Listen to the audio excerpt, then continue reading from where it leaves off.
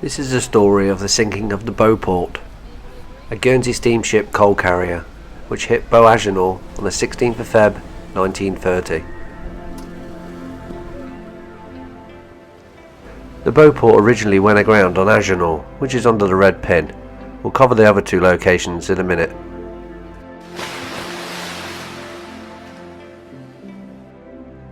The screw steamer Beauport, 739 tons gross, 330 tons net, 191 by 29.2 by 11.3 feet long. She was owned by the Dorry family and sons and managed by Mr. Cecil C. Dorry of Shelton, Roays. They owned the Sea Transport Company. She was en route from Gaul to St. Sampson's on the 16th of Feb 1930, carrying a cargo of 809 tons of anthracite house coal for Mr. W. Bird, Southside, the bridge. Originally launched in November 1919 at the shipyard of 4th Shipbuilding Limited Co., South Wales, she was originally built for Mr. T. Rose between the 1920s and 1926. Her previous name was called the Sunnyside. Over the years we've had plenty of coal ships run aground or get wrecked. These are commonly known as colliers. We've had the International in 1908, the Clarion in 1921, the Fallen in 1928, the Beauport in 1930, the Overton in 1933 and the Fermain in 1952. But there's many more. This is a chunk of anthracite. This is actually off the Beauport, which Phil found on Agenois. This was chucked over the side during the salvage operation. There's 4 different types of coal. You can get peat, lignite, some bituminous, and anthracite. Anthracite's the best and the highest quality.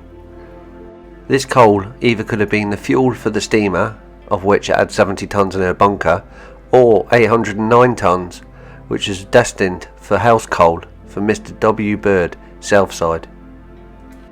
The captain's story. Captain R.L. Christian, interviewed by the press representative, said, "We left Gaul on Thursday night and encountered thick fog from the time we dropped the pilot until Dover was reached. Then it cleared. We passed over at 10:10 on Friday night with a fresh to strong northwesterly wind blowing and steamed down the Little Rossell at 2:45 this morning. I rang down to stand by, and immediately after half speed the leading lights were dead in line, and after 5 or 6 minutes I rang her dead slow. I then ordered the second mate to the forecastle head to stand by to drop the anchor, and an AB to light the anchor lights. After about 7 minutes at dead slow, the vessel gave a big bump. With the leading lights still in line, I rang down to stop the engines and call all hands. The tanks and holds were sounded and the starboard lifeboat launched. With all hands launching, I ordered engines full astern and to pump number 1 tank, hoping to get her off and beach her. Twice we tried without success, and then I had the lifeboat manned and alongside.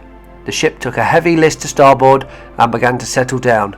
The engines were stopped and I gave the order, all hands to the lifeboat." The short and condensed story for the Beauport goes something like this. She went to ground on the 16th of Feb 1930 on Beauharnois, just after it cleared from a thick fog. She was then pulled off in the June 1930 and towed a short distance and anchored. 5 days later, towed again to the White Rock, where it settled 10 feet into the soft sand. It was stuck and needed to be blown apart, with pieces being dumped outside Havelock Bay. Why did it need moving? Why couldn't it just be left where it was? The reason is it was a danger to shipping. The owners abandoned her where she lay, and because this was an issue to shipping, the Board of Administration took control, then employed salvage experts. A couple of companies tendered for the salvage from Agenois, with one of them being Reef, Salvage and Towing Company. They were a successful candidate and started to salvage. The man in charge was Captain C.G. Boner, VC. He was superintending all these salvage operations. Here you can see him on the left. He's also with Mr. Captain J.P. Franklin, harbour master of St. Beauport. Captain Boner surveyed the shipwreck as it laid on Agenor. Beauhar's got two separate heads, the 9-foot head and the 20-foot head. Beauhar's was blasted and made deeper in about 1923-24.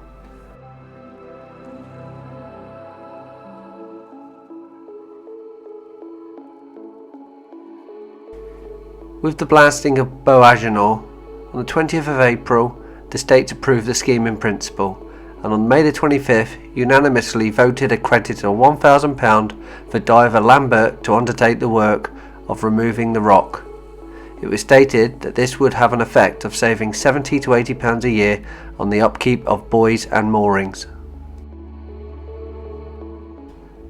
The wreck laid there, slightly leaning to starboard, about 35 degrees. Captain Boner was a very experienced salvage expert, with up to 90 salvages under his belt to this date and only 4 failures. Here you can see the technique that was going to be involved. These 2 ex-submarines were nicknamed Camels, and they were to lift the shipwreck off the seabed and give it enough clearance so it could be towed towards the harbour. The salvage contract stated the shipwreck was to be lifted and then landed on the Creening Hard inside the harbour. Here you can see the 2 camels attached to the Beauport. The Beauport's mast can just be seen in the centre. Behind is the tug, the Bulger. Here you can see the camels are actually at right angles to the shipwreck. They're not running parallel. This was due to the forces of the cables trying to squeeze the boat together. They didn't want to squeeze the boat, they just wanted to lift it. The shipwreck was proved to be a dead weight of 700 tons. Each one of these camels have a lifting capacity of 1,100 tons, and the wires were tested to 1,600 tons. The first lift using these camels didn't go to plan. By putting the camels over the top of the wreck and attaching the wire to the camels, they parted. There was a slight motion in the ocean which cut the wires against the sharp edges. If you get too much motion, these ships move her position and squeezes the wire against the rock, and this is what happened. Again, a couple of days worth of work, and the divers had been down and passed the chains and wires under the hull of the ship. The submarines were again put under water, and as they were emptied, they came up to the surface, lifting the wreck clear off the rock.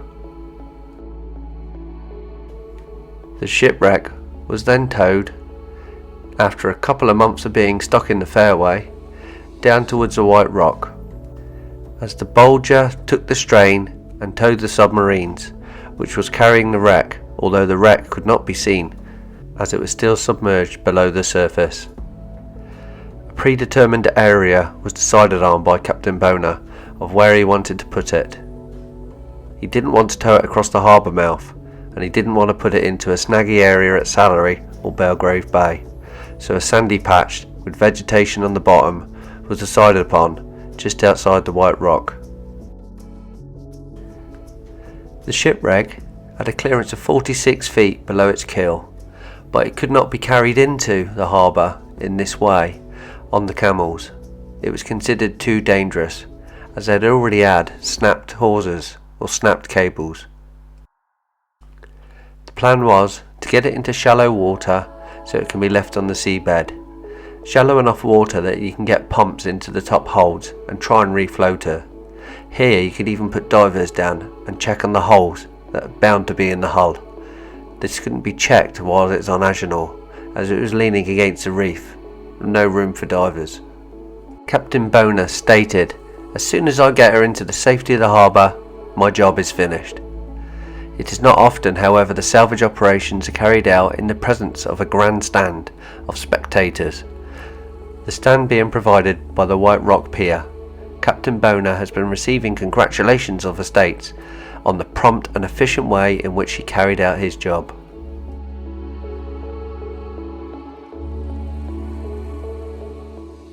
This is all that could be seen at high tide, just a mass above the sea. This is the location that was chosen. It's actually facing in a southwesterly direction. The shipwreck actually sat here for 2 months, all but 3 days.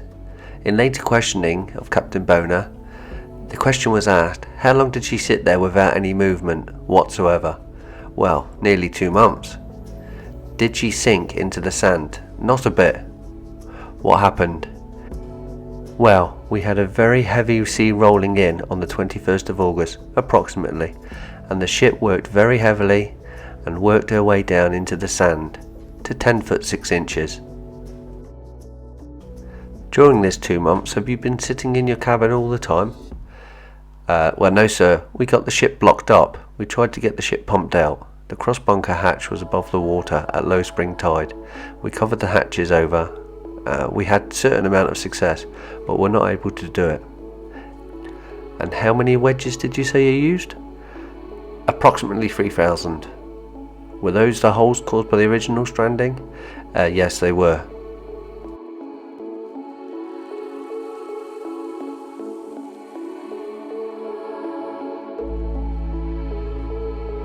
Welcome back to Bailiwick Guernsey Shipwrecks. I'm JP Fallais, and today we're going to go and dive on a shipwreck called the Beauport. It is literally just out over here. Originally it ran aground on a reef called Beauport, which is on the leading lines coming down to Beauport. This is the little Russell. It was lifted from here and brought down to what was thought to be a safe area here on the sand, to wait for the process of the tide to drop and be able to take a bit more slack up on the cables to be able to get the shipwreck a little bit higher to get it into the harbour. Unfortunately, we can't get to the same position where it used to be. The viewing platform where everyone watched was a bit further up here, so this was all this security was put in a while ago now. I think it was after the 9/11 attack, so to safeguard our harbour, the safety of our sand overs and our supply chain of all our food and all our materials that come onto the island. No one's allowed down there now, so that's, you know, it's one of the modern things. Some people moan about it, but I think it's actually sensible. So the shipwreck is roughly where this little boat is. It's in here. It's laying southwesterly on the soft sand, so hopefully today we can get onto that. The weather looks absolutely stunning today. Looking down there, I can see the visibility is looking pretty good as well. I mean, I can even see sand out there at the end of the rocks. So let's go diving. Let's go and see the others. It's almost time to get back down the boat. This is the pier heads, and we're heading literally just out here on a sandy patch. Now, this is where Captain Boner left it. There's a big sandy patch in here. It goes up into rocks. There's a passage through the middle there that takes you down to the QE2 Marina. So we're just going in just in here. We'll go down and give you a quick film of that. I haven't dived this one in probably 8-9 years. It's not a very popular wreck, and it never used to be, because they used to pump sewage out of here, so there was always a lot of sewage, but that's all been sorted now. That's re-diverted that way along to the sewage plant. So that's it, we're here. 2 minutes. We're not far. So Keeny's going to put us down here.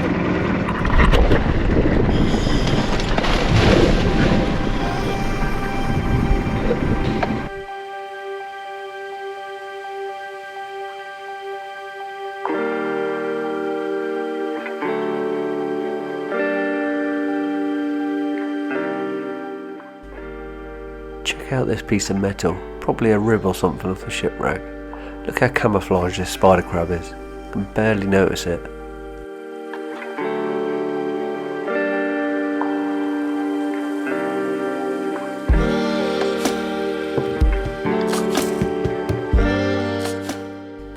As we continue our search for the Beauport, I'll come across this pile. I don't think this is part of the wreck. Seems to be old cables or chains or some sort. It's also in a big bundle of rocks. Possibly some dredging stuff out the harbour.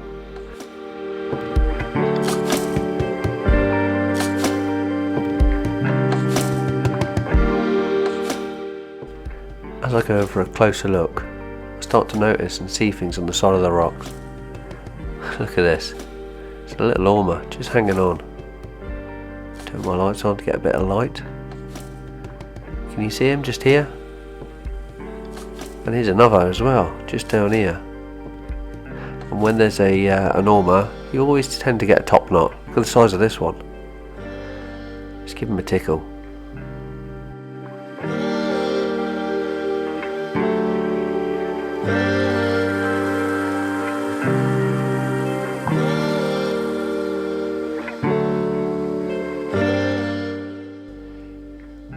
Yeah, this cable's mixed in with the stone, so it's obviously been dredged and dumped. This looks like a pile.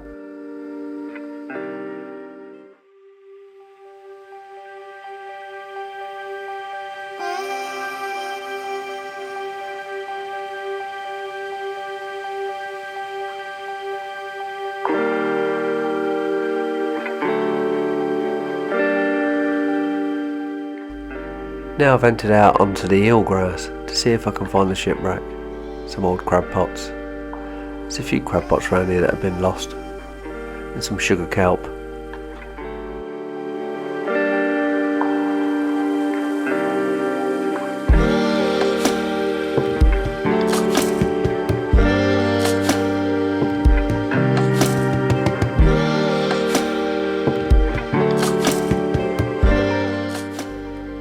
I have really got limited time to look for the shipwreck, and I think I'm going to run out. So unfortunately I don't like doing this, but we're going to have to get some footage out my archive of the last time I dived it.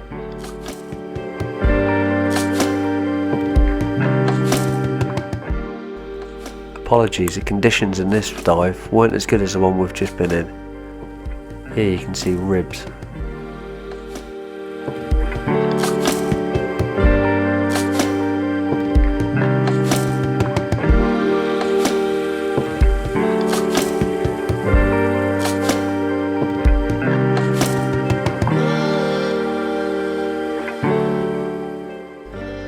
This dive was in the winter.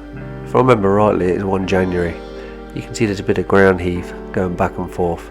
That's kicked up a little bit of the sand. And outside the harbour there is a bit of silt.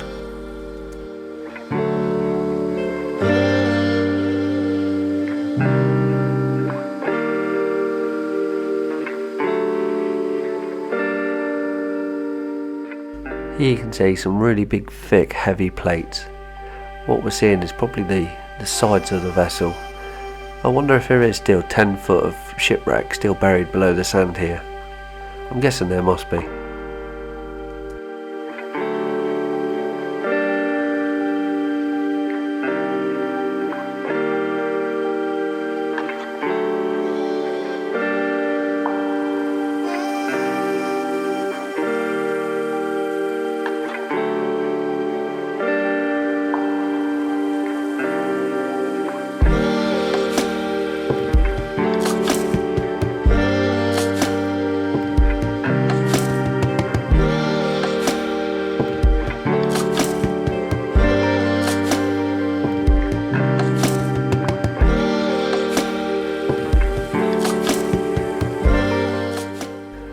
Check out the soft sand. This is the reason it's sunk. Very, very fine sand, almost like talcum powder.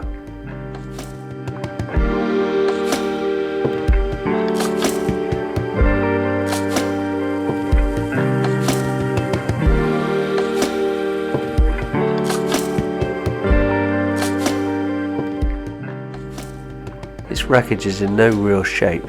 I mean, it's sort of in the shape of the boat, but it's so badly ripped apart. Look at these plates, they're 1 inch thick.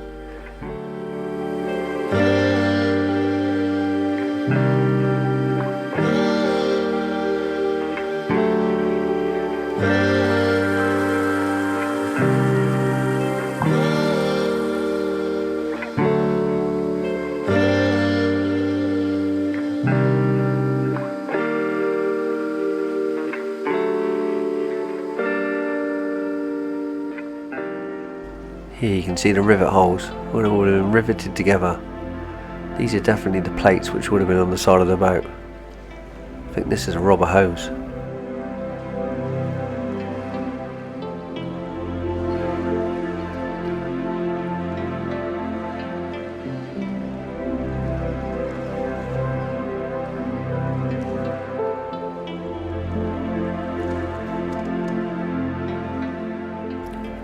There's even coal left on this bit of shipwreck as well, so that's Beauport and this.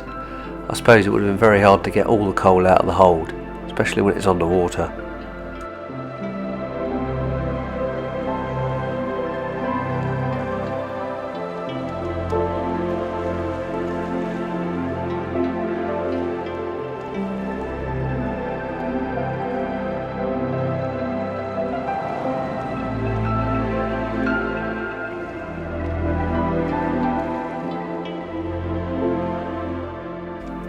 Some sort of I-beams, not quite sure what these would have been used for.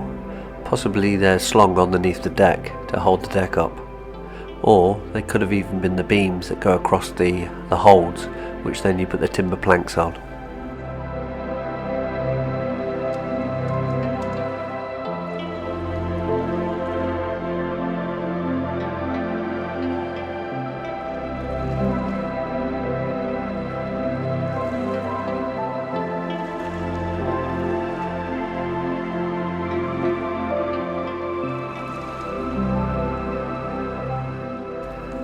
I'm not sure if this was even part of the shipwreck. It was found to the south of the shipwreck. I mean, it could be, or it could be from somewhere else. As you can see here, this phase of the salvage didn't really go to plan. Basically, the flat-bottomed steamer was stuck in the sand.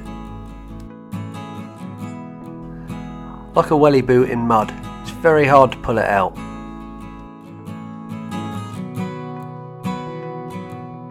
The salvors didn't give up that easy. On the 5th of July they started to patch the holes.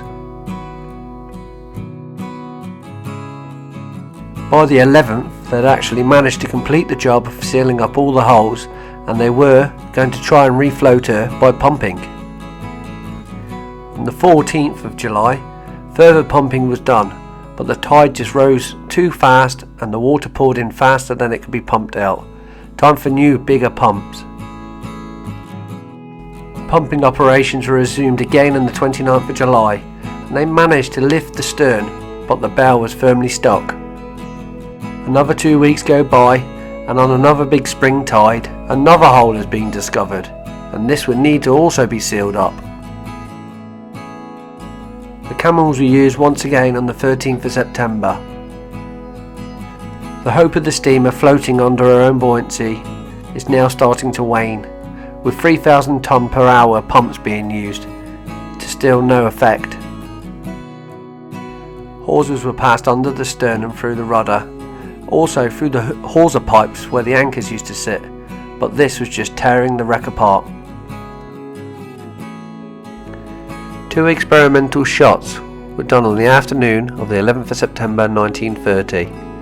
The Beauport diver places charges up by the direction of Captain Boner, and small fish are blown to the surface, with many gulls. This was a big failure, and everyone must have been feeling very disappointed at the time. A decision was made to blow her up where she sits. These explosions shook the whole of town, and also amateur fishermen used to collect the fish that come floating to the surface. Large chunks of the salvage were towed out into deeper water, just outside Havelet, and dumped into the deep.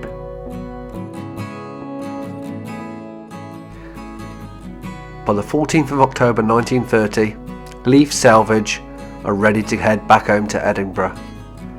Mr. Glanville, the diver, the SS Bulger and Captain Charles Boner, VC, to sail for Leaf when the weather moderates, with the pontoons. Task complete? Maybe not.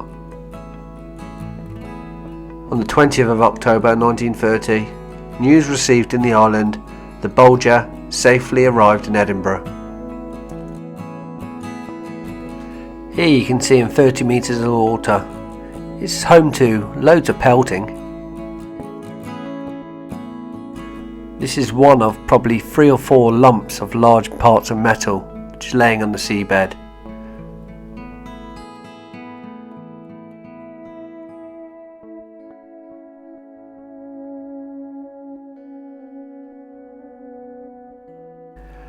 This part of the wreckage is quite interesting. There's loads of large chain laying around everywhere. This is probably what they used to pull it down here. This is one of two huge chunks which they had to weave around for the new cable which connects Guernsey to France. This is it. Looks pretty old, but it's just got a fine layer of silt on top of it. Here you go. You can still see the colours of it.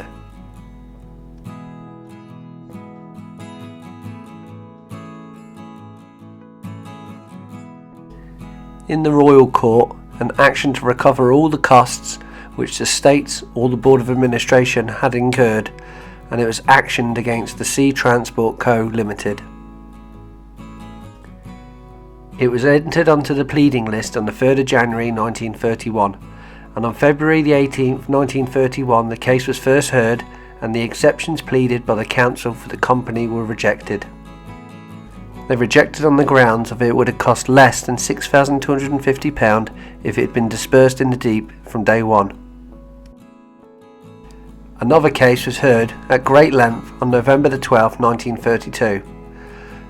The court gave judgment awarding the Board of Administration the sum of £6,250, having adjudicated that this is the least amount it would have cost to raise the Beauport, either by dispersal or otherwise, or by salvage.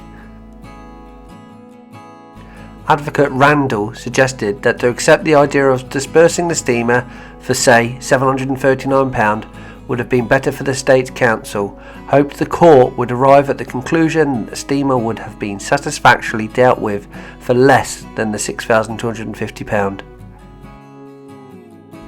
By 4 p.m, the bailiff said the case would stand adjourned.